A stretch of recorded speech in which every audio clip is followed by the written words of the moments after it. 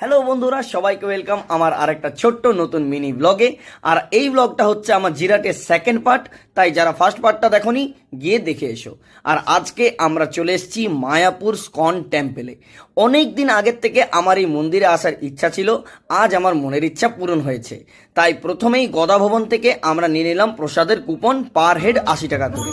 1 kilometre line ছিল, কিন্তু আমাদের পৌঁছাতে বেশি সময় লাগেনি। দেখো, আমরা সেই প্রসাদ পেয়ে গেছি।